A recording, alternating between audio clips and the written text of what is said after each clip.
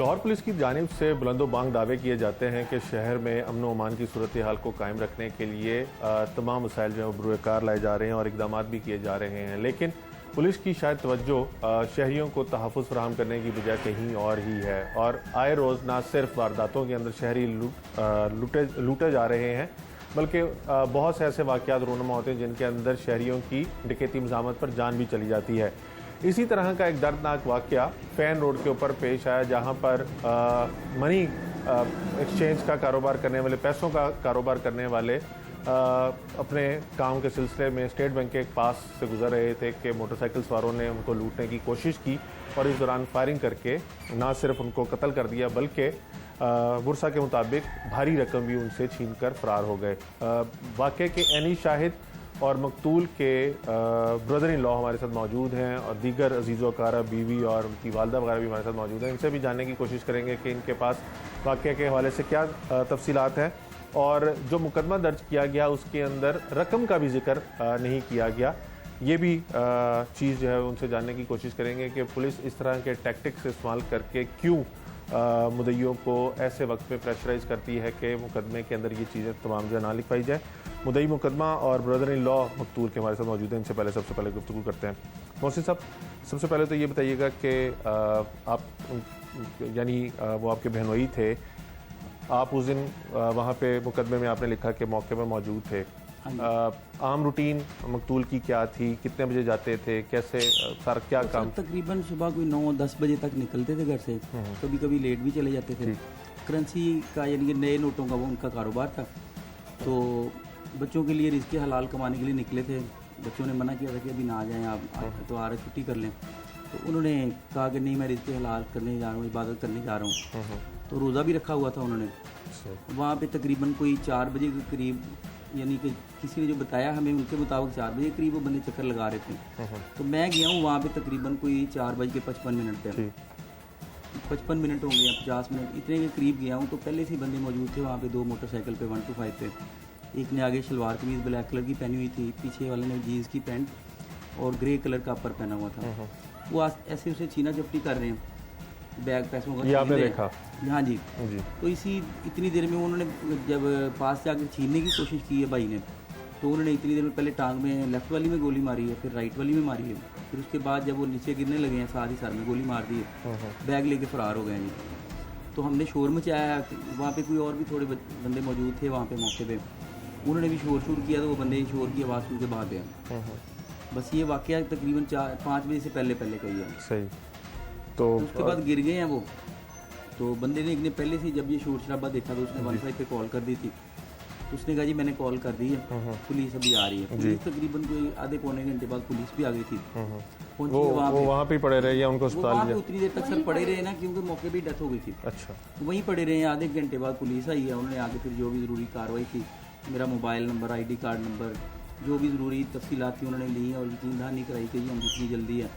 तो जिस दिन ये मर्डर हुआ उस दिन रात को तकरीबन 3 बजे तक उन्होंने हमें यकीन दिलाया कि एक बंदा हमने पकड़ लिया, जो बाइक चलाने वाला था। वो बंदा पकड़ लिया है, तो हम इंशाल्लाह ताला आपको 3 से 4 दिन के अंदर अंदर दोनों मुल्ज़मान पकड़ के अदालत के कटहरे में लेके आएंगे, इंसाफ आपको मिल जाएगा। ये दावा उन्होंने किया था कि FIR होने के फौरी बाद जो है वो, यानी कि आपको CCTV फुटेज भी दिखाई जाएगी, सारा कुछ दिखाया जाएगा। ना तो उन्होंने अभी तक CCTV फुटेज दिखाई है। तो जब अपने ASI साहब को मैं कॉल करता हूँ, वो कहते हैं जी मैं कोट अब्दुल मालिक खड़ा हूँ नाका लगा के टीम के साथ। अभी कह रहे हैं, अभी थोड़ी देर पहले बात हुई है, वो कह रहे हैं कि जी हम फैसलाबाद रोड शेखुपुरा पे खड़े हैं अपनी टीम के साथ बंदे पकड़ने के लिए। बस ये है सर। आपके बंदे, आपके जो बहनोई के कातिल हैं, बहनोई के जो कातिल हैं उनको पकड़ने के लिए हम जनाब पूरी कोशिश कर रहे हैं, भाग दौड़ कर रहे हैं। आप भी इसी कारोबार से मुंसलिक है? वहाँ पे काम कर रहे हैं? गाड़ियों का शोरूम है समनाबाद में। ठीक। तो आप वहाँ पे क्या करने गए? वहाँ पे सर इतवार वाले दिन रूटीन वक्त जिस तरह कोई लोग आते हैं दूसरे शहरों से गाड़ियाँ देखने के लिए, मैं ग्वाल मंडी से गाड़ी दिखा के उधर से जा रहा था। ठीक। रास्ता मेरा वो था। और वैसे अमूमी तौर पे वहाँ पे काफ़ी रश भी होता है और सड़क के ऊपर। इतवार वाले दिन सर इतना रश नहीं होता, इतवार वाले दिन मतलब कोई होता है। और मकतूल जो है वो हर इतवार जाते थे या सिर्फ? नहीं, डेली जाते थे सर, हर इतवार भी जाते थे। छुट्टी वगैरह नहीं कोई होती? छुट्टी वगैरह उनकी कोई नहीं थी जी। कोई त्यौहार वगैरह या कोई अपना यानी कि वो पर्सनल काम हो जी, तो फिर वो छुट्टी कर लेते थे, अदरवाइज छुट्टी उस काम में नहीं थी। मुकदमे में आपने लिखवाया कि जो बैग था वो वहाँ पे छोड़ गए, लेकिन आप कह वो रहे हैं मैंने सर नहीं लिखवाया, वो पुलिस वालों ने खुद ही लिखा है। मैंने उनको कहा था कि बैग एक ले गए हैं। कि जब मुकदमा दर्ज हो रहा था तो डेफिनेटली दरख्वास्त आपने दी होगी। हाँ जी तो आपने दरख्वास्त के अंदर ये जिक्र किया था कि जो पैसे हैं वो ले गए हैं या सर, उनको मैंने कहा था, वो अपना ASI हैं चौधरी सरवर साहब, उन्होंने कहा कि जी नहीं वो बैग वापस कर गए हैं, हमने CCTV फुटेज में देखा है। तो सर वो वापस करके गए ही नहीं। वहाँ पे मौके पे जो पड़े हुए थे वो तकरीबन कोई 2,43,000 रुपये उनसे बरामद हुए हैं, जबकि घर से वो लेके गए हैं कोई तकरीबन 18-19 लाख रुपये, यानी कि जो जिसमें 5-5 हज़ार वाली 3 कापियाँ थी, 15 लाख रुपए वो बनते हैं, कुछ 10-10 वाली थी, 500 वाली कापियाँ थी, वो ले गए हैं। जो बड़ा बैग था जिसमें ज़्यादा करेंसी थी, तो जो जिसमें 10-10 वाली या 100 वाली होती हैं, यानी 2 बैग बने हुए थे, तो एक जो ब्लैक कलर का बैग है ना वो ले गए साथ। तो उसके अंदर फिर आपने रकम का जिक्र क्यों नहीं किया या आपने रकम का सर मैंने जिक्र किया उनको। तो पुलिस आप कह रहे हैं अपने सर वो उस वक्त हुए हुए थे सब लोग ना, हम अपनी अफरा तफरी, यानी कि इम्पॉसिबल जो काम होता है ना, जो अकल भी तस्लीम नहीं कर सकती, वो वाला हमारे साथ सर इतना बड़ा सानिया हो गया। तो उसमें मैंने उनको बार बार ये कहा कि जी रकम ले गए। वो कहते जी वो बाद में हम एप्लीकेशन में लिख लेंगे अगर वाकई गई हुई है आपकी रकम। तो ये उन्होंने क्या, यानी आप कह रहे हैं कि आपने डकैती मज़ामत के दौरान जो वो बैग लेके गए हैं उसका जिक्र किया पुलिस को, लेकिन पुलिस ने उसमें से वो हज़फ कर दिया और वो रकम नहीं लेके गए। मैंने कहा लेके गए हैं। आप कह रहे हैं कि मौके से 2 लाख से ज़ायद रकम बरामद हुई है जो पड़ी हुई थी, और 15 लाख से ज़ायद की रकम जो है वो साथ ले गए। हाँ जी। अब पुलिस से जब आप आज आप कह रहे हैं कि आपने रब्ता किया तो वो कहते हैं कि हम आपके मुल्ज़िमान पकड़ने के लिए गए, जो एक मुलजिम पकड़ा गया उसके बारे में पुलिस ने आपको क्या? बारे में पुलिस ने अब पहले दिन मुझे ये कहा था कि कंफर्म वो बंदा पकड़ा गया। मेरे सामने उसके पीछे एक बंदा भी आया जो कि भगवानपुर का रहने वाला बंदा था। उन्होंने कहा हमने दरोगे वाले से बंदा पकड़ लिया। तो हमने कहा चलें कुछ ना कुछ तो पेशरफ्त हुई ना हमारे केस में। तो उसके बाद उन्होंने सर अब कल मुझे कहा है अपना सर्वर SI साहब ने, उन्होंने कहा जी वो तो हमें बंदा शुबे के तौर पे पकड़ा था। तो इस तरह की बातें हैं सर, अभी कंफर्म हमारे सामने कोई बात नहीं आई। तो जो CCTV फुटेज के लिए भी मैंने उनसे रब्ता किया है 3-4 बार, कल भी किया है, आज भी किया है। हमारा जो कुछ उधर सामान पड़ा है, बाइक है एक, कुछ पैसे हैं, कुछ ID कार्ड, वैलेट वगैरह, उसके लिए भी रब्ता कर रहा हूँ 3 दिन से। कह रहे कि कल शाम को आपको मिल जाएंगे। फिर उसके बाद अभी फ़ोन किया, अभी कहते फिर कल शाम को आप आइएगा। तो आपको क्या लगता है कि क्यों ताख़ीर की जा रही है? वहाँ पे तो जगह जगह CCTV कैमरास भी लगे हुए हैं, सेफ सिटी अथॉरिटी के कैमरे में कई सेफ सिटी कैमरे चलते हैं, कई नहीं चलते हैं। बकौल उनके कुछ चलते हैं, कुछ नहीं चलते हैं। तो कहते हैं इसलिए हमें थोड़ी मुश्किल आ रही है। 2 दिन पिछले ये रहे हैं कोट अब्दुल मालिक शाहदरा, तो दाता दरबार तक कहते हैं हमें पता चल गया है कि वहाँ तक पहुँचे हैं वो बंदे यहाँ से मर्डर करके। तो वो जो लोग हैं जिन्होंने आपको ये बताया कि ये 1 घंटे से यहाँ पे फिर रहे थे, उन लोगों ने क्या बताया कि वो कोई चीज़ों के बहाने बताया कि आगे ना इन्होंने करेंसी का रेट पूछा है कि यानी कि 10 वाले नोट की यानी कितने की कॉपी है। उन्होंने जितना भी रेट था उसका, मैं तो इस चीज़ में मुझे नहीं पता कितने रेट बताया था या उन्होंने क्या पूछा था। तो उन्होंने रेट कुछ ज़्यादा बताया होगा या उनको ज़्यादा लगा होगा। तो उन्होंने कहा नहीं इतने लगाओ। उन्होंने कहा और भी बंदे खड़े हैं इधर 5-6, उनसे जाके आप पता कर लें, मैं इतने से कम नहीं दे रहा। उन्होंने कहा देख लो इसका अंजाम अच्छा नहीं होगा, ठीक है ना। फिर वो बंदे चले गए। फिर ऐसे आगे से चक्कर लगा के वो माल रोड वाला जो इशारा है ना वहाँ से U-टर्न लेके फिर वापस आए हैं। फिर उन्होंने आगे कहा है कि जनाब इतने पैसे लगा लो वरना तुम्हारे साथ अच्छा नहीं करेंगे। फिर ये चक्कर लगा के चले गए हैं। अब भाई को नहीं इतना पता था अतीक भाई को कि इनके पास कोई असला भी हो सकता है। उसके बाद जब वो गए हैं फिर आधे घंटे बाद वापस आए हैं। आके उन्होंने फिर वही छेड़खानी शुरू कर दी। बैग उनसे छीना है, छीन के तो यानी कि इन्होंने पीछे दौड़ लगाई है बचाने के लिए कि मेरे पैसे वापस करो। उन्होंने इतनी देर में सारा पिस्टल निकाल लिया जो कि इनको नहीं पता था कि इनके पास पिस्टल हो सकता है। तो इस तरह उन्होंने फिर टांगों में गोलियां मारी हैं। इन्होंने पीछे से मोटरसाइकिल की कैरियर पकड़ लिए, स्टैंड जो उसका पीछे बना होता है वो पकड़ा है। पकड़ के तो उन्होंने फिर जनाब साहब में गोली मारी है कि ये छोड़ नहीं रहा, बैग लेके भाग गए। सर जी आप बताइएगा कितना अर्सा पहले आपकी शादी हुई? माइक आप 15 साल पहले। माइक आप पकड़िए। 15 साल पहले। 15 साल पहले शादी। तो रिश्तेदार हैं या ये गैर हैं?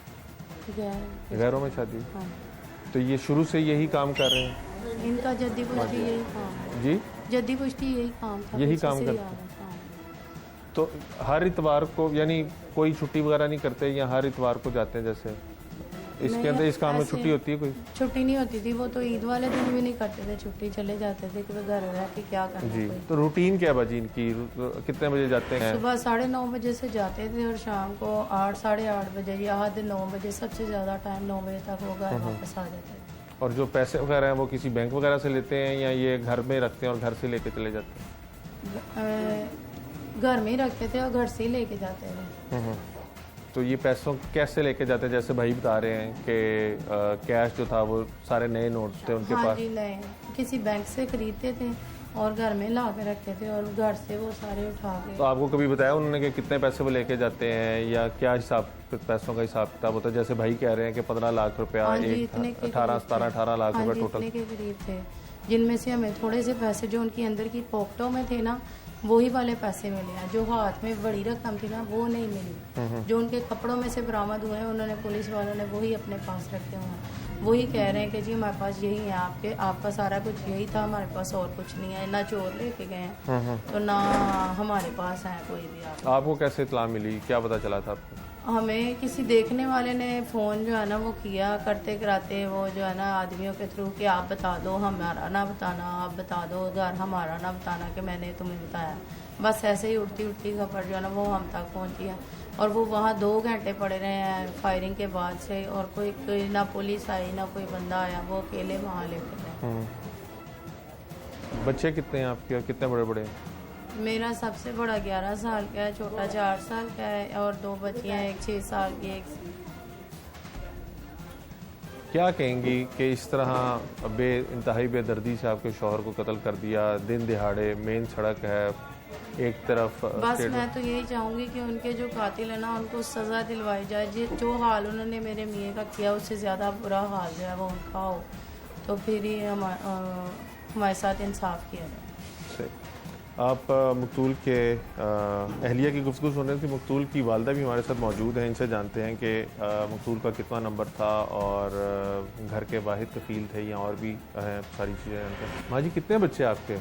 मेरे माशाल्लाह 7 बच्चे हैं, 3 बेटियाँ 4 बेटे। ये सबसे बड़ा था, मेरा कफील था, मेरा हर दर्द हुआ था, सारे बहन भाइयों के सिर पे हाथ रखा हुआ था, सारे उसके सिर पे थे। कैसी तबीयत के थे? गुस्से वाले थे? बहुत नरम, बहुत खामोश तबीयत। घर आना, अंदर आते सलाम को करना और जो कुछ बच्चों के लिए अपने फल लाना, मुझे कहना अम्मी तुम पहले लो मुझसे फल, तो मुझे देख के तो फिर ऊपर चले जाते। कभी किसी बहन भाई से उसने लड़ाई नहीं की, कुछ नहीं कहा, या कोई बात कहता भी था मैं कहता नहीं खामोश हो, नहीं किसी की बुराई करते हैं ना। मेरा नेक 5 वक्त नमाज मेरा आप पढ़ा हुआ था, आपने तस्वीर देखी होगी। तो आपको क्या लगता है, जैसे भाई भी बता रहे हैं कि वहाँ पे ये लोगों ने पहले भी इनके साथ तलकलामी की और बैग छीनने की कोशिश की, तो आपको क्या पता चला है कि सिर्फ डकैती ही हुई है या कोई दुश्मनी वगैरह भी हो सकती है, इसके अलावा भी कोई चीज़ हो सकती है? दुश्मनी का तो कोई मैंने कभी माँ जी बताया करीब कर था, लीजिएगा जी। दुश्मनी का तो हमें कभी नहीं उसने बताया कि मेरी कोई दुश्मनी है। दुश्मनी होती थी जाता क्यों इतवार वाले दिन भी, दुश्मनी कोई नहीं थी। आपको लगता है कि सिर्फ वारदात ही हुई है और पैसों लेके चले गए, सिर्फ वारदात का नहीं आए थे? वारदात की उन्होंने, रेट नहीं बना था उन्होंने मार ही दिया। माँ जी आपको जैसे आप कह रही हैं कि रेड ना बना और उसके ऊपर शायद कत्ल कर दिया है, तो आपको लगता है कि इंसाफ मिल सकेगा? जैसे आप बता रही हैं कि आपका कफील था, 4 बच्चे हैं छोटे छोटे और पुलिस ने रकम भी FIR में नहीं दर्ज की कि कितनी रकम लेके गए हैं, क्या कहेंगी इस सब पे? मैं क्या कह सकती हूँ, मैंने तो देखा नहीं क्या लेके गया था क्या नहीं, इसकी बीवी को पता होगा कि क्या लेके गया। ऊपर बेटे की मौत के ऊपर क्या कहेंगी कि आपका कफील भी छीन गया बच्चों के मेरा साथ से? कफील भी गया है समझो, मेरे बच्चियों का, सारे बहन भाइयों का कफील था एक किस्म का, सबका दर्द करता था। रोज़े शिवरात वाले दिन उसने बहन भाइयों को इकट्ठा किया, खाना पकाया, सारों की तस्वीरें बनाई, तब साथ बहन भी बैठी हुई थी। तो बहन ने कहा कि या अल्लाह तेरा छोटा सा घर है, एक कमरा है सिर्फ तेरे पास, तुझे अल्लाह बड़ा सा घर दे। हमें क्या होता था कि ये घर इसने कब्रिस्तान में बनाना है। मकतूल की वालदा की गुफ्तगू हो रही थी, मकतूल की हमशीरा भी हमारे साथ मौजूद है, उनसे भी गुफ्तगू करते हैं।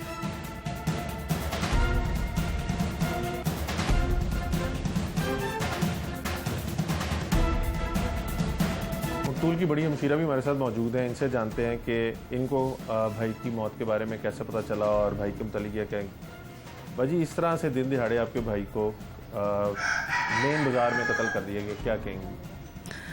सबसे पहले तो भाई मैं आपसे ये कहूँगी, इतना जुल्म कि अल्लाह किसी को ये जुल्म ना दिखाए। मैं सबसे बड़ी हूँ, मेरा भाई मुझसे छोटा था, मेरे बाप के होते हुए भी उसने हमें कभी एहसास नहीं होने दिया था। वो हर एक जिम्मेदारी उसने छोटी उम्र से ले ली थी। ये कैश का काम हमारा आबाई का काम है। मेरे दादा प्राइस बॉन्ड का काम करते थे, मेरे डैडी भी तो कैश का स्टेट बैंक में के बड़े अफसरान के साथ उनके अच्छे लिंक्स थे। मैं खुद बैंक में जॉब करती हूँ, मैं सिल्क बैंक में जॉब करती हूँ। मेरा भाई, हमारा ये कैश का जद्दी पुश्ती काम है। हमने कभी किसी के साथ कोई जुल्म नहीं किया, हमने कभी किसी के साथ और मेरा भाई अव्वल सबका नमाजी, मेरा भाई रोज़ेदार था, अपने बहन भाइयों का ख्याल करने वाला। 7 साल पहले मेरे वालिद फौत हुए, मेरी वालदा को कभी किसी चीज़ की कमी नहीं आने दी। भाई 7 साल बाद मेरा भाई अभी गिर के उठा ही था, अभी इतना उठा था कि बच्चों को 2 टाइम की रोटी अच्छी खिलाने लग गया था। थोड़ा ही अरसा हुआ, ज़्यादा नहीं हुआ था। देखिए, धूप में खड़ा होके एक बंदा एक कापी सेल कर रहा है, बताएं वो कितना मेहनती होगा। आज मेरा भाई रोज़ेदार शहीद है, उसके 4 छोटे छोटे बच्चे हैं। यकीन भाई, मोहसिन भाई ने बिल्कुल ठीक कहा। भाई मैं खुद गई थी थाने, क्योंकि हमें पता ही नहीं, हम शरीफ लोग हैं, हमें क्या पता लाशें कैसे ली जाती हैं और जब कोई कत्ल हो जाता है तो उसको कैसे मांगा जाता है। मैंने पुलिस वालों के आगे अपनी चादर बिछा के कहा, मेरे भाई की लाश दे दो, मेरे भाई की लाश दे दो। अपनी मर्जी की तहरीर लिखवा रहे थे भैया, अपनी मर्जी की तहरीर लिखवा रहे थे ये। और मुझे सिर्फ इतना था कि कस का मेरा भाई का लाशा मुझे दे दो, मुझे भाई की लाश दिखा दो। अपनी मर्जी, मोहसिन भाई ठीक कह रहे हैं, अपनी मर्जी की तहरीर लिखवा रहे थे। सर, हम शरीफ लोग हैं, हमें क्या पता कि जब कत्ल हो जाता है तो तहरीरें कैसे लिखवाई जाती है।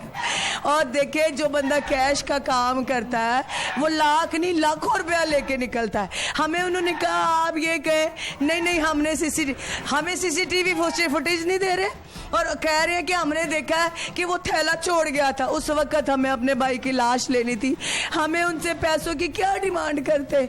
वो 93,000 कभी कहते 93,000 का। हमें तो भाई उस वक्त तो कुछ समझ, जो वो कह रहे थे, ऑब्वियसली वो हुक्मरान है, उस वक्त पुलिस ही सब कुछ थी हमारे लिए। लगता है कि ये जो तमाम बातें आप कह रही हैं इसके अंदर आपको इंसाफ मिल सकेगा? जैसे भाई नहीं, इस पाकिस्तान में किसको इंसाफ मिला मुझे बताएं? कभी किसी को मिलता इंसाफ? मुझे बस इतनी इल्तमास है कि देखिए, हमारा दीन भी कहता है, हम ना भाई फिकन दीनी लोग हैं। मेरा भाई नमाजी, मेरा भाई रोज़ेदार, मेरा भाई सिला रहमी करने वाला, मेरा भाई किसी से नहीं लड़ता था। और यकीन माने, जब शबरात के रोज़े के लिए मुझे बुलाया, मैं ज़ियारत से आई थी, मुझे कहता है सब मुझे टाइम दे दे, मैं आई हूँ। तो मैंने अगर कोई बात उससे की, मैं क्या भाई देखो ना, दुनिया ऐसे कहता है मत करो आई साहब किसी की बात। देखिए, जो मुझे तलकीन कर रहा है, आया वो किसी से लड़ेगा, उसका कोई दुश्मन होगा। इंसाफ के लिए क्या कहेंगे कि मुल्ज़िम? मैं तो हुकूमत से यही कहूंगी, इसके 4 छोटे छोटे बच्चे हैं, आपकी मेहरबानी है, जो उसका हक है, जो एक तो पहले उसके दीन भी कहता है खून का बदला खून, उसके जो मुजरिम हैं, कल को बच्चे ये इसी मुल्क के शहरी हैं ना, फिर तो कोई बाहर नहीं निकलेगा। एक गरीब आदमी अपनी रोजी के लिए, अपने बच्चों के लिए कहाँ जाएगा भाई? बताएं, धूप में खड़े होके जो बंदा एक कॉपी 30 रुपए भी जब लेके आता था, अल्लाह का शुक्र करता था मेरा वीर, 30 रुपए भी शुक्र। और मैं बैंक में जॉब करती हूँ, मुझे कभी उसने नहीं कहा कि मुझे कॉपी दे दो या मेरे साथ कोई हेल्प करो भाई। अब मैं जॉब करती हूँ, मेरे भाई ने हमेशा हमें इज्जत दी है, क्योंकि हम न पढ़े लिखे लोग, हम नमाजी लोग, हमें खौफ खुदा था। इसीलिए तो इसकी हलाल कमाने के लिए वो संडे को भी उसने नहीं छुट्टी की कि आगे रोज़े आ जाएंगे, चलो ये दिन है, ये शबरात के दिन है, इस दिनों में लोगों की शादियाँ होती हैं, तो बच्चों के लिए रिज़्क इबादत समझ के करता था भाई। बहुत शुक्रिया। आप मकतूल के अहले खाना की गुफ्तगू सुन रहे थे और पुलिस की बेहिस्सी जो है वो नहीं गिनवाई जा सकती कि एक तरफ एक शख्स कत्ल हो जाता है और उसके वर्सा को प्रेशर डाल के तहरीर भी अपनी मर्जी की लिखवाते हैं कि अफसरान से पूछ कुछ ना हो जाए कि अगर एक शख्स जो रकम लेकर घर से निकला और अपना कारोबार कर रहा है वहाँ पर, और वहाँ पे कोई एक नहीं होता, वहाँ पे दर्जनों लोग मौजूद होते हैं, लेकिन इस तरह का वाक़या पेश आना जो है ना सिर्फ वो पुलिस की नाकिस हिकमत अमली बल्कि नाअहली गर्दानी जा सकती है। और दूसरा ये कि डकैती के दौरान जो रकम लेके गए हैं, बुरसा दावा करते हैं कि 15 लाख के करीब रकम मुलजमान लेके गए हैं, लेकिन पुलिस ने मुकदमे में कहीं पर भी ये जिक्र नहीं किया और इनको यही कहा है कि आप अभी मुकदमा दर्ज करा लें, बाद में CCTV फुटेजेस और दीगर चीज़ें जो है वो देखी जाएंगी और सप्लीमेंट्री रिपोर्ट में ये लिख दिया जाएगा। पुलिस का ऐसा रवैया क्यों है, इसके ऊपर भी जानेंगे और इस ख़ानदान के ऊपर जो बीत रही है इनका मुदावा कैसे होगा ये भी जाने की कोशिश करें।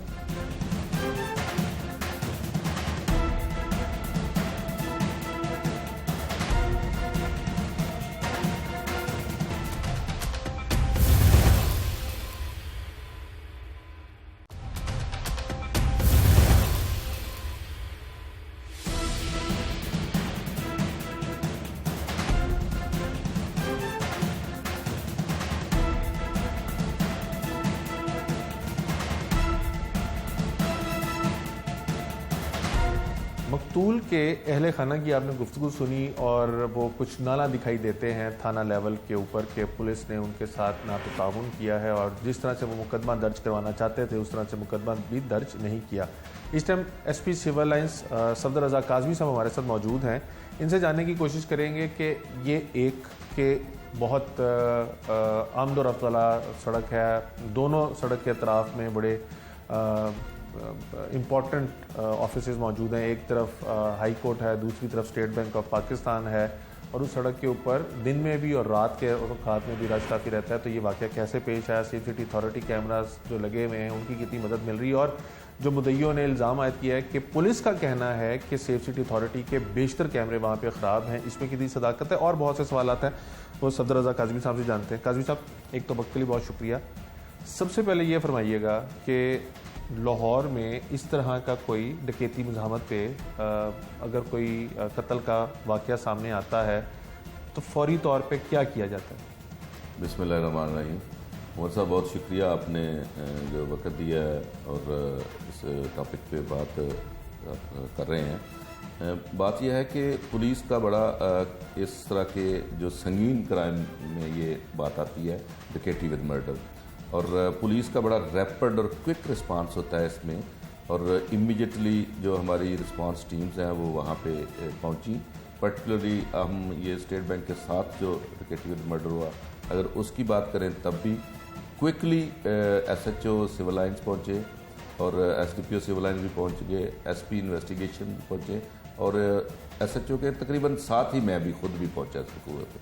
तो हमारा जो प्रोफेशनली जो रिस्पांस होता है उसके बाद हमने ये जो करना होता है, ये 2-3 चीज़ें बड़ी ज़रूरी होती हैं कि जो इंस्पेक्शन की जाए मौके की, जाए वारदात जिसको कहते हैं, उसमें देखा जाए कि क्या क्या एविडेंसेस हैं, ताकि उनको कलेक्ट करके उसमें से ट्रेस करने के लिए देखा जाए कि कौन से मुलजमान हो सकते हैं, उसमें एम्प्टीज़ क्या है, खोल क्या मिले हैं, वेपन कौन सा यूज़ हुआ है, मुलजमान कितने थे, या उनका कोई चीज़ अगर कोई गिर गई हो, बाज़ का मोबाइल फ़ोन वगैरह गिर जाता है। इसके बाद सराउंडिंग्स में देखना होता है ये गए किधर को हैं, उसके कैमराज जो है वो क्या सेफ सिटी के कैमराज मदद कर सकते हैं। अगर सेफ सिटी के कैमराज किसी जगह पे नहीं है, ये ज़रूरी नहीं है कि हर गली में हर मोहल्ले में ही सेफ सिटी का कैमरा मौजूद है, सेफ सिटी के बड़ी चारों पर हैं। तो फिर हम ऐसी वारदात अगर मान गली में भी हो जाती है किसी में, तो हम CCTV कैमराज लोकल्स को भी हम हेल्प लेते हैं लोकल कैमराज से। जिस तरह हसनैन शाह कत्ल केस में लाहौर पुलिस ने लोकल CCTV फुटेजेस से भी बहुत ज़्यादा जो है वो मदद हासिल की। तो इसलिए ये तमाम एविडेंसेस हमने कलेक्ट करनी होती हैं। इवन हम जो विक्टिम है उसकी चीज़ें भी देखते हैं। सबसे पहले इस केस का देखा जाए तो इसको पता ही नहीं था कि विक्टिम है कौन, तो उसको भी जो है वो उसके लवाहिकीन को भी ट्रेस करना हमारी जिम्मेदारी में होता है। तो ये पुलिस ने सारा कुछ एविडेंसेस कलेक्ट की, एम्प्टीज़ वहाँ से ली गई, ब्लड सैंपल्स भी उसके लिए गए। उसके बाद CCTV फुटेजेस से जो है वो अभी प्रोसेस हमारा चल रहा है, हमने फुटेजेस ली हैं, कुछ सस्पेक्ट्स भी पकड़े गए, लेकिन कुछ जो है वो नहीं इन्वॉल्व उनको छोड़ा भी गया इंटेरोगेशन के बाद। काजी साहब, लाहौर में आप SHO से लेकर SP तक के सफ़र पे आए हैं और तजुर्बे की, अगर जो नए SPs आते हैं डेफिनेटली वो मुकाबले का इम्तिहान करके आ रहे होते हैं, लेकिन तजुर्बे में वो बहुत कम होते हैं। आपका तजुर्बा क्या कहता है कि डकैती मज़ामत पर इतनी गोलियां मारी जाती हैं? जी, मैं बिल्कुल डकैती मज़ामत पर इतनी गोलियां नहीं मारी जाती। बुनियादी तौर पे जो मुल्ज़म है उसका एक ही मकसद होता है कि मैं एस्केप कर दूं जी। लेकिन अगर वो एस्केप ना कर पा रहा हो, मज़ामत आ रही हो विक्टिम की तरफ से, तो वो डेफिनेटली वो किसी भी हद तक जा सकता है। और इसी केस में डेफिनेटली इस तरह ही हुआ कि जब उसने जो पैसे हैं उसको बैग छीना, तो इसने उसको पकड़ने की कोशिश की और एक दफ़ा बैग जब हम CCTV फुटेज देखी हमने सेफ सिटी की, तो उसमें उसने वापस खींचा है। तो ऑब्वियसली जब खींचा है और फिर पकड़ने की कोशिश की, तो इसमें मुल्ज़म को खौफ होता है बहुत ज़्यादा। मैं ये समझता हूँ कि अगर खुदा न खास्ता किसी के साथ ये वाक़या पेश आ जाता है तो रजिस्ट जो है वो नहीं करना चाहिए। यस, आपको 100% श्योर हो कि मैं ओवर पावर कर लूँगा मुल्ज़म को, तो तब रजिस्ट करना चाहिए, रजिस्ट अदरवाइज नहीं करना चाहिए। मुल्ज़म इंशाल्लाह हम पकड़ लेंगे, आज नहीं तो कल पकड़े जाएंगे। डाकू कोई भी मैंने नहीं देखा कि जो सरवाइव करे, उसकी एक शॉर्ट लाइफ होती है, साल भी हो सकती है, 6 महीने भी हो सकता है, अल्टीमेटली पकड़ा जाता है। लेकिन जो कीमती जान है उसका कोई नहीं होता। काजी साहब, मुद्दइयों का सबसे बड़ा जो गिला पुलिस की जानिब है वो ये है कि पुलिस ने तहरीर अपनी मर्जी की लिखवाई और वो जो पैसे लूट कर 15 लाख रुपए लेके गए उसको बारहा कहने के बावजूद भी तहरीर में शामिल नहीं किया। आप लोग सुपरवाइजरी सीट्स पे बैठे में, IG पंजाब का भी यही विजन है कि जो मुद्दई कह रहा है उसके मुताबिक मुकदमा दर्ज कर लिया जाए और बाद में जो उसके अंदर रद्दोबदल करना है वो किया जाए। तो ये ग्रीवियंस, एक बंदा उनकी फैमिली का मर गया और उनकी ये ग्रीवियंस भी बाद में पैदा होगी कि जो उनका नुकसान हुआ जान का वो तो हो गया, जो रकम का नुकसान हुआ वो भी पुलिस ने नहीं लिखा। इस पे क्या कहेंगे? देखिए, मैं इसमें गुजारिश करता हूँ कि सबसे बड़ा जुर्म है जो पुलिस ने लगा दिया, डकैती और डकैती विद मर्डर। उसके बाद 15 लाख की कोई औकात नहीं रहती। अगर उनको ये फील हुआ है कि उनके पैसे 15 लाख भी गए हैं, बैग तो पास था, अगर उन्होंने बाद में हिसाब किताब में कैलकुलेशन की है और उनका लॉस है, तो हम अब भी ऐड करने के लिए तैयार हैं। फर्दर इन्वेस्टिगेशन में वो चीज़ जो है वो ऐड अप हो सकती है। मैं नहीं समझता कि इसमें पुलिस को कोई फ़ायदा नहीं है इस चीज़ का। हमारा केस है, चैलेंजिंग केस है, डकैती विद मर्डर है, हम उसके पीछे हैं, पैसों की कोई अहमियत नहीं। लास्टली ये बताइएगा कि लाहौर में एक डेफिनेटली आपकी डिवीजन के अलावा भी ये जनरली बात करें, लाहौर में जो एकदम क्राइम इंक्रीज़ हुआ है, लोग टेलीविज़न पे भी और सोशल मीडिया पे भी ये कह रहे हैं, इस वेव की क्या वजह है कि पुलिस की टेंशन, यानी आपकी अगर डिवीजन की बात की जाए तो आपकी डिवीजन के अंदर क्रिकेट टीम जो है वो क़याम पजीर हैं और मुसलसल कई माह से आना जाना PSL और अब ये ऑस्ट्रेलियन टीम, उसकी वजह से आम जो क्राइम है वो निगलेक्ट हो रहा है या ओवरऑल कोई और वजह है जिसकी वजह से इंक्रीज़ देखने में आ रहा है? देखें, ये एक जो आपने मेरे से सवाल किया है, मैं अपने तजर्बे और अपनी जो विजन है उसके मुताबिक बात करूंगा। ये बहुत ज़्यादा फ़र्क नहीं पड़ता। असल में जो पुलिस की मूवमेंट होती है ना रोड्स के ऊपर, या पुलिस की प्रेजेंस जो है, उससे बहुत ज़्यादा क्राइम में फ़र्क पड़ता है। अगर ये टीम्स आई हैं, डेफिनेटली हमारी ड्यूटी आवर्स बढ़े हैं, काम बढ़ा है, तवज्जो डाइवर्ट हुई है। लेकिन ये जो क्राइम है ना कि कह देना कि इसकी वजह से बहुत ज़्यादा क्राइम बढ़ गया है, वो दुरुस्त नहीं है। ये हल्का फुल्का वेव आता है जो किसी गैंग की वजह से, किसी कोई मखसूस जो 2 मोटरसाइकिलिस्ट या 4 मोटरसाइकिलिस्ट होते हैं, तो वो चंद अरसे के लिए अगर थोड़ा बहुत फिगर्स में फ़र्क पड़े तो वो डेफिनेटली वो पकड़े जाते हैं। 10 दिन में, 20 दिन में, महीने में वो पकड़े जाते हैं। वो उसी तरह उस नॉर्मल लेवल पे आ जाता है। क्राइम या इसका जो समझा जाता है कि जी बढ़ गया है, असल में ये है कि अब वो दौर नहीं है। अब तमाम लोग वेल इन्फॉर्म्ड हैं, सोशल मीडिया की वजह से कह लें, टीवी चैनल्स की वजह से कह लें, केबल नेटवर्क की वजह से कह लें। अब अगर किसी दूर दराज एरिया में जहाँ पे कभी मर्डर पे जो है वो SHO विजिट नहीं करता था, उस जगह पे आज जो है वो अगर क्राइम हो जाए तो वो SP भी विजिट करता है। इवन अगर बाहर के ज़िलों की बात करें तो DPO भी विजिट करता है, क्योंकि ये कनेक्टिविटी आने से, मीडिया आने से, इन्फॉर्म होने से लोग इतला कर देते हैं। पहले तो इतला ही नहीं होती, अब इतला ना होना जो है वो भी अब इतला में कन्वर्ट हो गया। पहले ज़माने में इतला का ना होना, आज इतला हो रही है, तो वो हमें लगता है कि फिगर जो है वो बढ़ गया। लेकिन हम ना आबादी को देखते हैं। जब मैं जीसी में पढ़ता था तो लाहौर इछरा पुल नहर तक था। अब लाहौर जो है इसके 86 पुलिस स्टेशन है, 87 है, बल्कि 87 है। तो उस वक्त शायद 40 भी नहीं थे।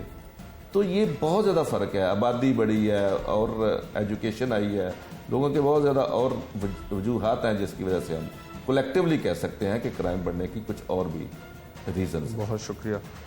SP operations Lahore civil and division की आप गुफ्तगू सुन रहे थे। माहिर नफ्सियात ऐसे वाक़यात के ऊपर क्या राय रखते हैं वो भी जानते हैं।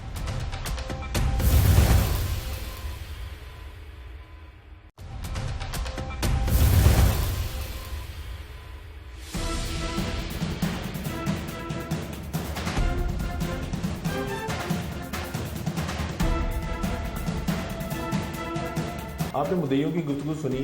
सबसे पहले तो उनका ये शिकवा है कि एक बंदा जो घर का वाहिद कफील था वो घर से रोज़ी रोटी कमाने के लिए गया और इस तरह से मुलजिमान ने उसको फायरिंग करके कत्ल कर दिया और मुलजिमान ताहाल गिरफ्तार नहीं हो सके। दूसरा उनको ये भी ट्रॉमा है कि 4 बच्चों का बाप था और पुलिस की जानिब से जिस तरह का रवैया उनके साथ बरता गया उसकी वजह से भी बहुत नाला हैं। और दूसरा वो इस वजह से भी परेशान है कि उनका बच्चा जो कत्ल होने वाला शख्स है उसके जो 4 बच्चे हैं वो किस तरह से इतनी पहाड़ जैसी जो ज़िंदगी पड़ी है वो कैसे गुजारेंगे। माहिर नफ्सियात इस तरह के वाक़यात रूनुमा होने के बाद जिस ट्रॉमे से फैमिली गुजरती है उस हवाले से क्या कहते हैं, ये मुलजिमान इनका क्या माइंडसेट होता है कि ये चंद रुपयों की खातिर किसी की भी ज़िंदगी ले लेते हैं, क्यों उनके लिए इतना आसान है।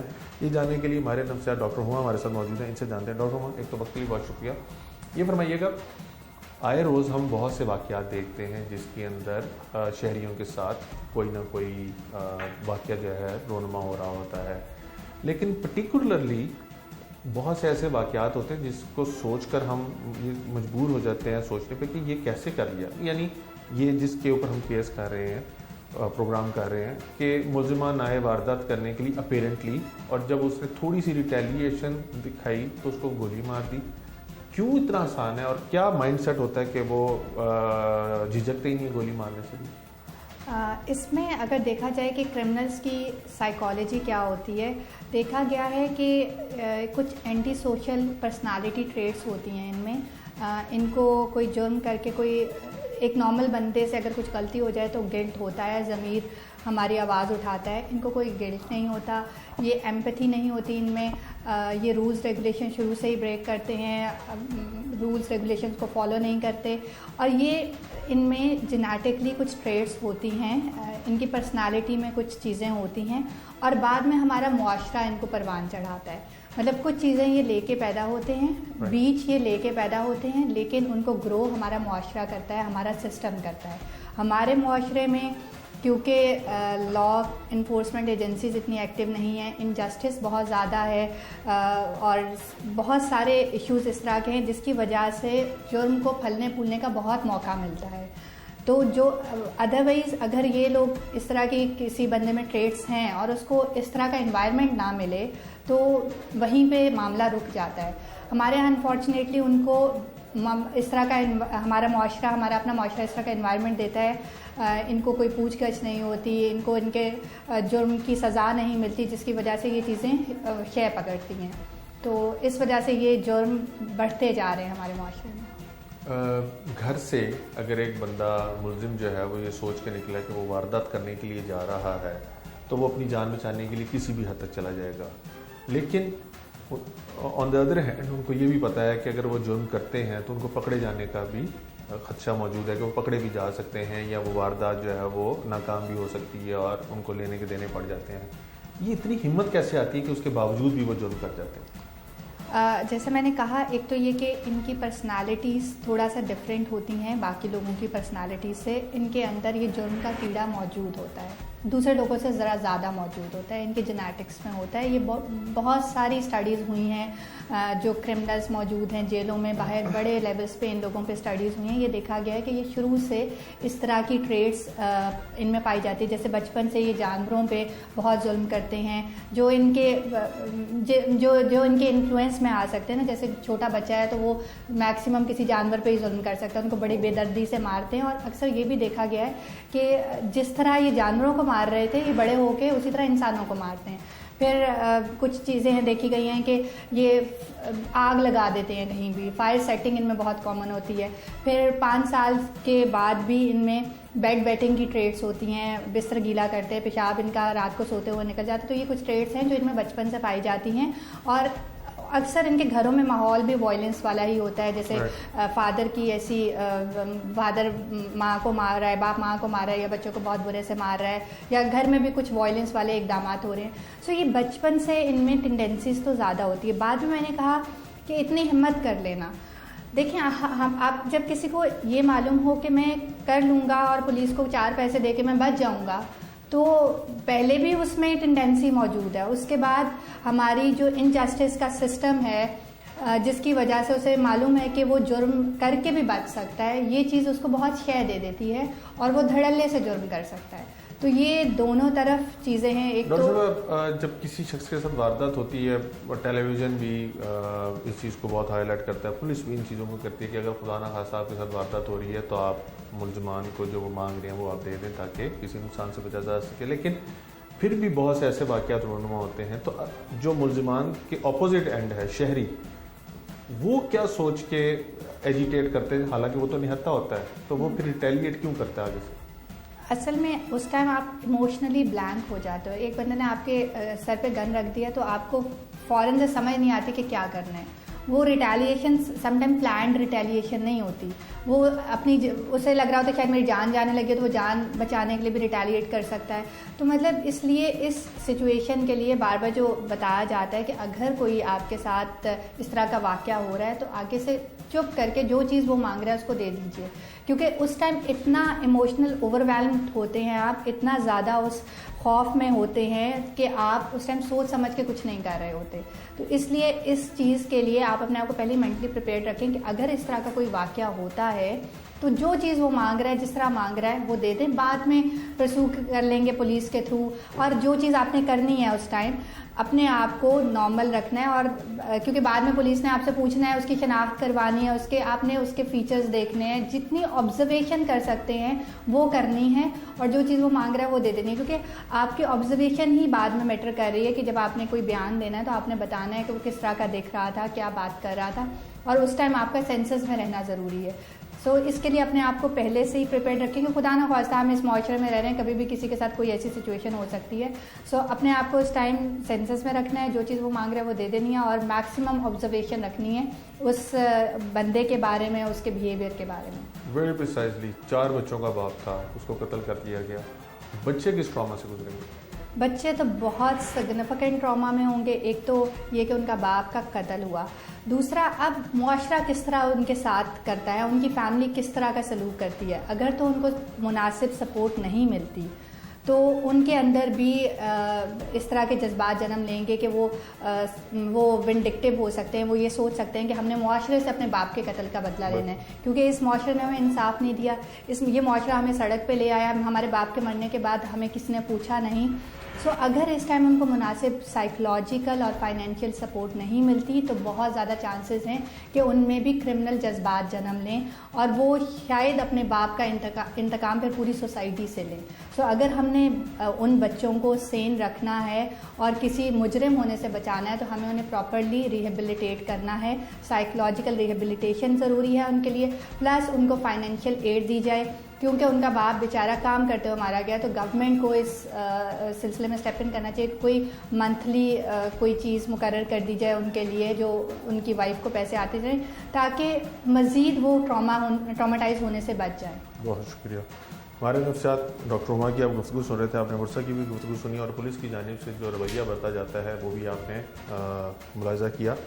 अगर पुलिस मुलजिमान को गिरफ़्तार करने के लिए अपनी कोशिशें भरपूर तरीके से करे तो ऐन मुमकिन है कि ये तमाम मुलज़िमान जो लाहौर की सड़कों पर वारदातें करते नज़र आ रहे हैं ये पकड़े जाए और सलाखों के पीछे हों। और अगर पुलिस इंटरेस्ट लेकर इन मुलज़िमान के चलान बनाए तो कोई शक नहीं कि इनको मैक्सिमम सज़ा जो है वो अदालतों से ना दिलवाई जा सके। लेकिन पुलिस की अपनी बहुत सी मजबूरियां हैं, सिक्योरिटी ड्यूटीज़, उसके अलावा और बहुत से अफसरान को खुश करने के लिए वो काम कर रहे होते हैं, जिसकी वजह से अवाम जो है वो निगलेक्ट हो जाती है। और इस केस में भी आपने देखा कि पहले पुलिस ने मुकदमा दर्ज करने के अंदर किस तरह लेतोलाल से काम लिया और फिर मुद्दईयों को झूठे दिलासे दे रही है कि मुलज़िमान पकड़े गए हैं। और अब वो जब थानों के चक्कर लगा रहे हैं तो उनको यही कहा जा रहा है कि मुलज़िमान को गिरफ्तार करने के लिए छापे मारे जा रहे हैं, ये किया जा रहा है, वो किया जा रहा है, जिसकी वजह से अवाम के अंदर गम व गुस्सा और पुलिस की जो क्रेडिबिलिटी है वो ख़राब होती जाती है, जिसको मद्देनज़र रखने की बहुत ज़रूरत है। आज के प्रोग्राम से टीम जुर्म इंजाम और अपने मेज़बान उमर जावेद को इजाज़त दीजिए। अगले प्रोग्राम में मुलाकात होगी। रहने के बाद।